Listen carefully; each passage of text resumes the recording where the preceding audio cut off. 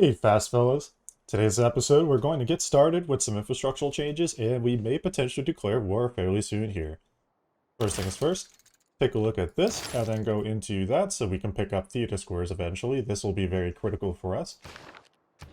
Let's recalibrate our tech tree a little bit. What we want to do is, because we are going to focus on infrastructure, we first want to develop a plan of action for getting industrial zones. So let's get to industrial zone first, then construction, so we can improve those different tiles.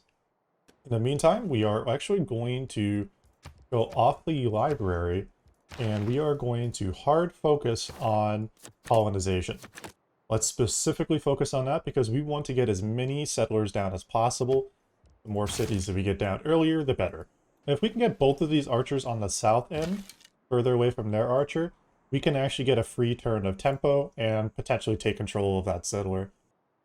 There we go. Can force an attack there. Weaken her army units there. Good. So we did a nice amount of damage there. That'll make things harder for her. That settler is most likely going to go eastbound. Let's actually first go here and take that. Perfect opportunity to take that. And then we go ahead and kill that unit off. So now we just got free tempo, and we can immediately put down another city either here or here. I think a city here would be better. That way we can have a bit more of a forward settle against her and be able to use that to spread ourselves out a bit more. I would say the next city I want to settle is going to be right here, specifically because I want to plant Reina there and put her in a position where we can actually take control of this area a bit more, and also expand upon more tiles and take more control. The more control we have over tiles, the better. So let's go ahead and get Reina in the game. That would be a nice little boost for us. And let's go ahead, move over one, and settle here. Perfect. And now that we have a good defensive position, we could work off of this and develop this a little bit further. Divide and rule. Excellent. So we are going to take autocracy. We're going to take charismatic leader and then take urban planning. Hit settle here. Be a nice little city for us to settle. So we did lose some production potential. That's unfortunate, but it is what it is.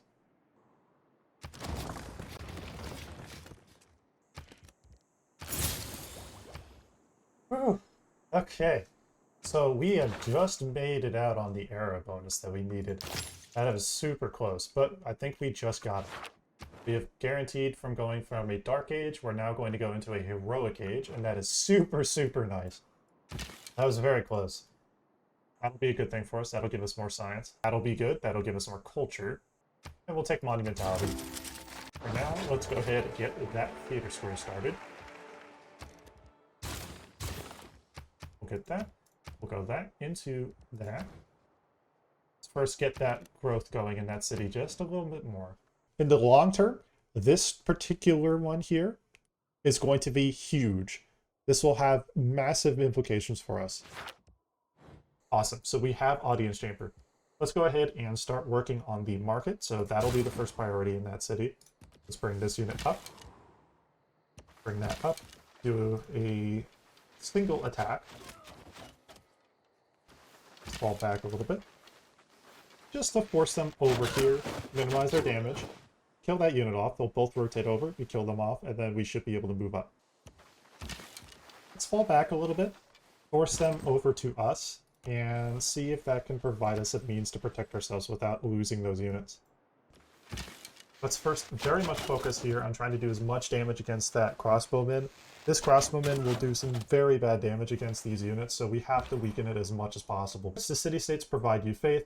I'm not going to use that second part, but getting the additional trade route is something I very much will use. That, however, will be very good for us. A free trade route capacity goes a long way for a game that is specifically all about trade routes. Alright, so in this city, our first priority is going to be to develop a nice industrial zone here. By having that additional production in the city, we can actually pump out some units, we can get things kind of built up, and we can make this into a pretty fine setup. Perfect. That's exactly what we're looking for. This will be a good one for us as well. So by focusing on these trade routes, what's actually really going to help us in the long term is that we continue to develop a long-term setup with these investments. The more we get these investments, the more great people that we'll get, and the more great people that we'll get, the more we can eventually continue to build up more and more trade routes. And ideally, by the end game, I want us to have 20 trade routes. We can actually go for this market now. I think personally going for this market now would actually be more beneficial in the long run because of the trade route capacity and also the long-term gold. That will be a nice little bonus for us as well. And then what we could do is once we get this city to 7 population, we can make a focus eventually towards getting this harbor set up. And then we can make a focus towards some other adjustments. We will want to move Farina over, help this city get going so that way we can get a little bit more population growth as we need. Aha! Demiris is now friendly. Excellent. So that long-term crisis is now averted. Set your course by the... Fantastic. So we are in a very good position here. Of course, be friendly with her. Take a research alliance. And then that means we're now in a long-term position. We do not need to worry about her being a long-term threat. So I'm very happy to hear that. Pretty much take control of this. This will give us another trader and a trade route capacity, so that's fantastic. And then we'll be in a position to where we could really do some more work with this. So very much happy about that. We are now also able to afford a nice harbor here. That would be a +5 harbor. Fantastic harbor for us to have. Let's go ahead and start up a nice commercial hub. That definitely will provide some nice benefits for us, so we could do that. And then what we want to do is, of course, finish Petra first, and then get that.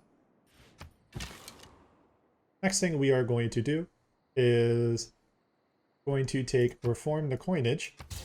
That'll be a good way to secure a lot of air score because we have 7, actually soon to be 8 different trade routes, of which we are going to continue getting more and more. And if we can get a couple trade route completions done before the end of the era per, we should be able to secure 10 plus points from that, and that's not bad. Okay, let's get that theater square up and running. I do want us to make the focus towards the culture victory in the long term, so it is absolutely essential that we go ahead and get ourselves set up with another theater square. That would add a little bit more tempo to our overall setup. With triangular trade, not only will we get a nice little overall benefit of a little bit of faith per turn, we will be getting 4 more gold per trade route. And with our current math, that'll give us 32 more gold per turn, and that is pretty good. Petra is a... Awesome, so we do have Petra now.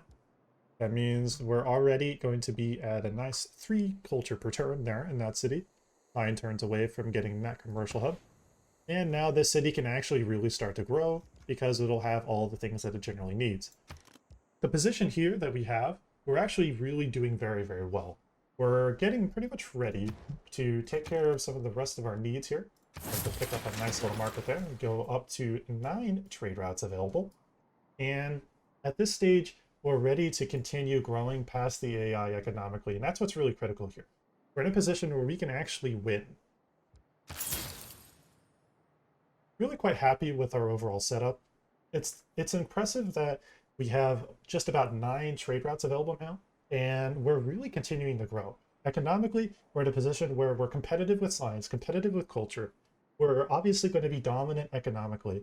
We have 10 diplomatic favor points per turn, which gives us a huge series of bonuses in the long term where we can actually sell that diplo favor for more gold. And we're going to continue taking control of the game economically. Our goal here is going to be going for that culture victory, as I mentioned before. And in order for us to continue growing, we're going to just have to keep pushing on more and more different districts. If you enjoyed watching this video, we've got another video in the top left part of the screen. Feel free to check that one out. Thank you guys so much for watching. If you enjoyed, again, please feel free to subscribe. SpeeDMan out.